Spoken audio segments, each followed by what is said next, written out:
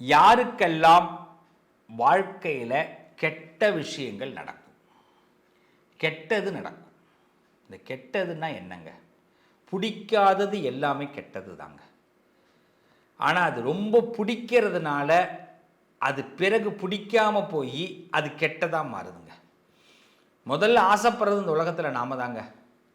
ஆசைப்படும் போது அதுக்கு நம்மளுடைய அறிவு அதுக்கு பதில் சொல்லாது. மனசு ஆசைப்படுது, ஏற்றுக்கும். நம்ம மனசு ஆசைப்படுறத மற்றவங்களுக்கு பிடிக்காது, அது அறிவுக்கும் எட்டாது.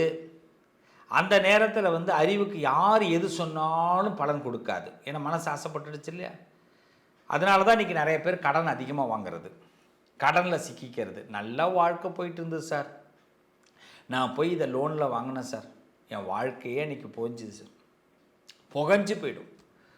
அப்போ என்னென்னா, நம்ம மனசு சொல்கிறத கேட்குறோம், அறிவு சொல்கிறத அந்த இடத்துல கேட்க மாட்டோம். இந்த நேரத்தில் பக்கத்தில் ஒருத்தவன் ஒத்து ஊதுவான், அதில் முடிஞ்சு போச்சு நம்ம கதை. நமக்கு ஊதிடுவான் சங்கு.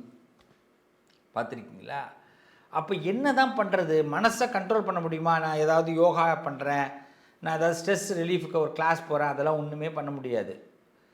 விதிவசம் சில தசாபுத்திகள் நடக்கும்போது விநாசக்காலே விபரீத புத்தின்னு சொல்லுவாங்க.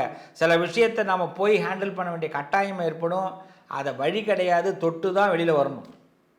ஆனால் இறைவனை வழிபாடு செய்யும் பொழுதும் இது மாதிரி பதிவுகளை கேட்டுட்டு அதை மனசில் நிறுத்திக்கணும். இது மாதிரி பதிவுகளை கேட்குறவங்க மெமரி பண்ணிக்கணும், இதை அப்படியே விட்டுறக்கூடாது. இது கடவுள் என்ன பண்ணுறாரு? இந்த பதிவு கேட்குறீங்க அப்படின்னாலே உங்களுக்கு ஏதோ ஒரு தர்ம சங்கடமான சூழ்நிலைகள் வரப்போது, அதை நிப்பாட்டுறதுக்கு சிவஸ்ரீ மூலமாக ஆண்டவன் உங்களுக்கு ஒரு நல்லது சொல்கிறான்னு நம்பணும், அவ்வளோதான். அப்போ நம்ம அலர்ட் ஆகிறோம். சே, என்னங்க இப்படிலாம் பேசுகிறாரு அப்படின்ட்டு போயிடக்கூடாது. இது அலர்ட். அப்போ என்ன பண்ணுறோம்? நம்ம மனசில் பட்டதெல்லாம் கரெக்டாக தப்பான்னு முதல்ல மனசில் பட்டுடுச்சு, அதுக்கு பிறகு அது கரெக்டாக தப்பான்னு நம்ம மனசை வச்சு அறிவுபூர்வமாக அதை ஆலோசனை பண்ணணும். நமக்கு மட்டும்தான்ப்பா அது சரி, என் குடும்பத்தில் அது 20% தான்ப்பா ஒத்துக்கிறாங்க, 80% ஒத்துக்க மாட்டுறாங்கன்னா அந்த தீர்மானத்தை நாம் நிறைவேற்றக்கூடாது. ஒரு பாராளுமன்றமாக இருக்கட்டும், சட்டமன்றமாக இருக்கட்டும், முதலமைச்சர் ஒரு தீர்மானத்தை கொண்டு வராருன்னா அதில் ஜெயிக்க முடியும், பிரதம மந்திரி கொண்டு வராருன்னா அது ஜெயிக்க முடியுன்றதுனால தான். ஜெயிச்சா அது தீர்மானம் நிறைவேற்றப்பட்டால் சட்டம் நிறைவேற்றப்படும், முடியாதுன்னா துவக்கப்படும். இப்போ நம்ம மனசாட்சின்னு ஒன்று இருக்கும்ல, அதுதான் முதலமைச்சர். மனசாட்சிங்கிறது தான் பிரதம மந்திரி. இப்போ நமக்கே தெரிஞ்சிடும், இந்த சட்டத்தில் நாம் மட்டும்தான் சந்தோஷமாக இருப்போம், என் பொண்டாட்டி, என் பிள்ளை, என் குடும்பம்லாம் சந்தோஷமாக இருக்காது, என் புருஷன், என்னுடைய மாமனார் மாமியார்லாம் சந்தோஷமாக இருக்க மாட்டாங்க அப்படின்னு தெரிஞ்சு ஒரு சட்டத்தை பாஸ் பண்ணால் அதோடைய விளைவுகளை நாம் சந்திக்க வேண்டும்.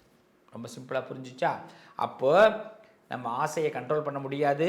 அந்த ஆசைக்கு நம்ம என்ன பண்ணலாம்? ஆசை வரும்பொழுது ஒரே ஒரு மைண்டில் உள்ளே போய் இந்த பாராளுமன்றம், இந்த சட்டமன்றம், நான்கிற அந்த சட்டமன்றத்தில், நான்கிற அந்த பாராளுமன்றத்தில் ஒரு சட்டத்தை நிறைவேற்றுவதற்கு நான் நினைக்கிறேன், ஆனால் என் குடும்பத்தில் இந்த ஓட்டு உழுவுமா அப்படின்னு பாருங்கள். ஓட்டு உழுவுலைன்னா அந்த சட்டத்தை நிறைவேற்றாதீங்க, அது உங்களுக்கு நல்லது.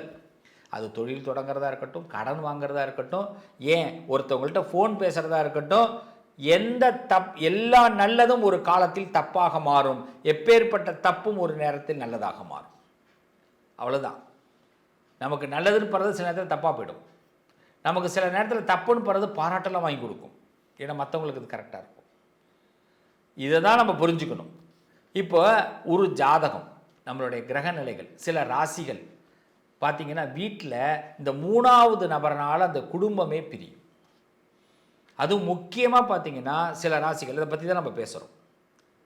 3 விஷயங்கள், அதில் முதல்ல விஷயங்கள் படி பார்க்கும்போது 3வது நபர் உங்கள் குடும்பத்தில் தலையிட்டால் உங்கள் குடும்பம் பிரிவை சந்திக்கும். அந்த இடத்துல ஒன்றுமே பண்ண முடியாது. ஒரு ஆடவர் இருக்கார், ஒரு ஆண் இருக்கார், அதாவது புருஷன் பொண்டாட்டி வாழ்க்கை, இல்லை குடும்பத்தில் பசங்க இருக்காங்க, அவங்களுக்கு திடீர்னு பார்த்திங்கன்னா ஒரு பெண்ணோட தொடர்பு ஏற்படலாம், ஒரு பெண் அவங்க வாழ்க்கையில் உள்ளே வரலாம். இது எந்த ராசிக்கெல்லாம் வரும், எந்த நேரத்தில் வரும்? ஒரு பெண் இருக்கிறாங்க, அவங்களுக்கு ஒரு ஆணுடைய நட்பு ஏற்படலாம். ஒரு ஆண் அவங்கள பொய்யான வார்த்தைகளை சொல்லி அவங்கள மனசை மயக்கிறதுக்கு வாய்ப்பு ஏற்படுத்தும். இது எந்த ராசிக்கு வரும்? இந்த நேரத்தில் அவங்க என்ன பண்ணணும்? இதை பற்றி தான் இன்றைக்கி நம்ம பேச போகிறோம். இது எல்லாமே ஆசை. அந்த ஆசை வருவது ஒன்றும் தப்பு கிடையாது. ஆசை வந்துருச்சு, ஆசையை யாரோ உருவாக்கியிருக்காங்க, நம்மளாம் ஆசைப்படலை. அந்த உருவாக்குறவங்க யார்? ஒரு குடும்பத்தில் இந்த 3வது நபர் தலையிட்டு குடும்பத்தை உடைக்கிறாங்க. அப்போ இந்த குடும்பம் சின்னாபண்ணமாகுது, நாசகரையாகுது. ஆனால் ஆண்டவர் இதை பார்த்துட்டு சும்மா இருக்க முடியாது. அவர் நல்லதை செய்வதற்கு முயற்சி பண்ணுவார். அதுக்கு நாம் இடம் கொடுத்தாதான் நல்லது நடக்கும் இல்லையா? இந்த கிரகநிலைகள் யாருக்கு வரும்? இந்த 3வது நபரால் அந்த குடும்பங்கள் யார் குடும்பத்தில் பிரச்சனை வரும்? இதை முதல்ல எடுத்துக்கிறோம். ஃபஸ்ட்டு செய்தி என்னென்னா, உங்கள் குடும்பத்தில் யார் 3rd மெம்பரையும் ஃபஸ்ட்டு உள்ளேயே விடாதீங்க.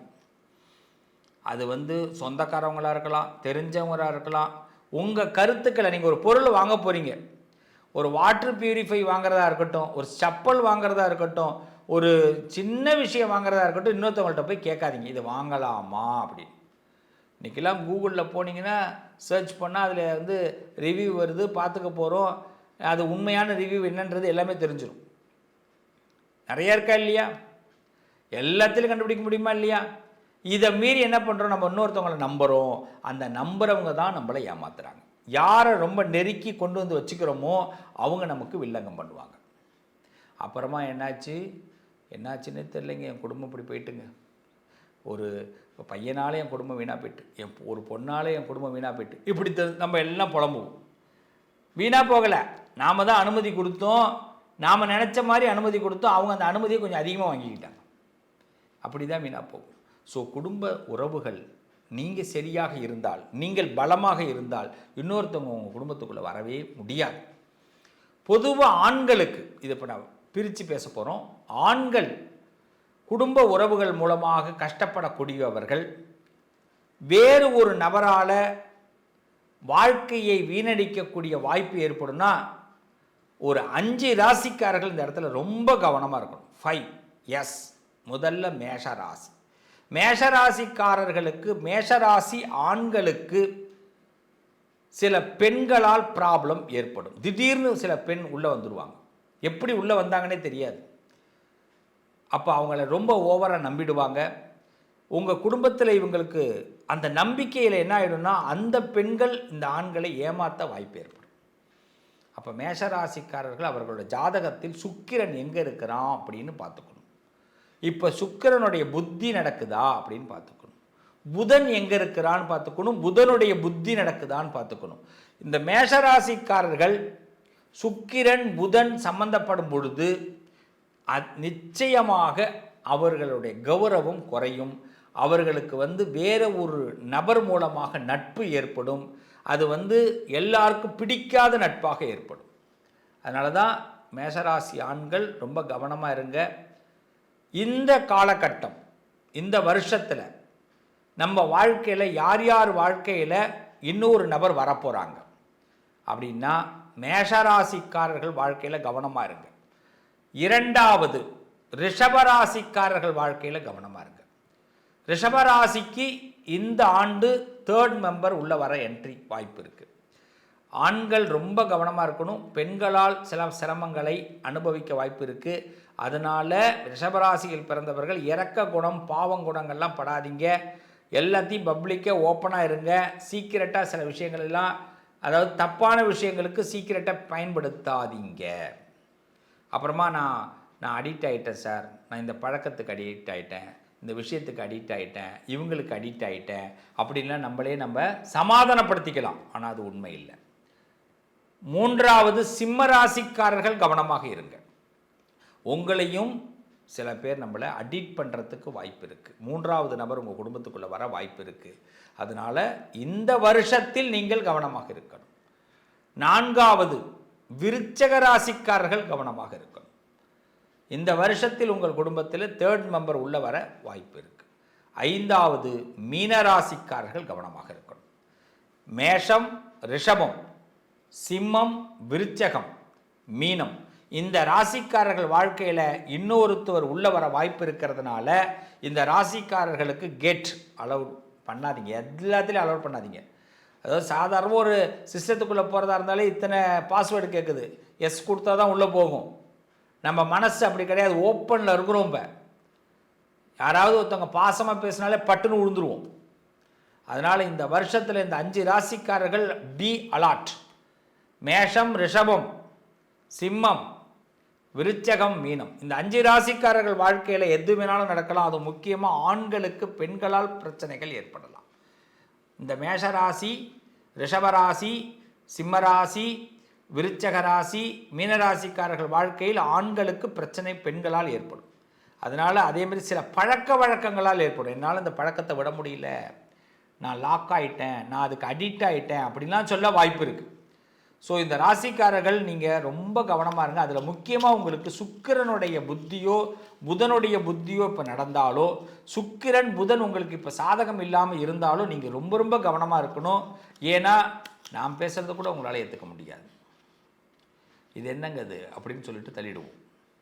இது நம்ம கௌரவத்திற்கு பாதிப்பை ஏற்படுத்தும், பணத்தை லாக் பண்ண வாய்ப்பு இருக்குது. ஸோ இந்த விஷயத்திலெல்லாம் இந்த ராசிக்காரர்கள் எச்சரிக்கையாக, இது ஒரு எச்சரிக்கை பதிவு. அதனால தான் 3rd மெம்பர் உள்ளே வரவே கூடாது அப்படிங்கிறதுல ரொம்ப தெளிவாக இருங்க. அப்படி 3rd மெம்பர் வந்துட்டாங்க சார், என் குடும்பத்தை பிரிக்கிறாங்க, என் குடும்பத்தில் எனக்கு அந்த மனசில் லாக் ஆகிறேன், எனக்கு ஒரு பழக்கத்துக்கு லாக் ஆகிறேன். அது எந்த பழக்கமாக இருக்கும்? ட்ரிங்க்ஸாக இருக்கலாம், சூதாட்டமாக இருக்கலாம், சில பேருக்கு கடன் வாங்குறதே பழக்கமாக இருக்கும்.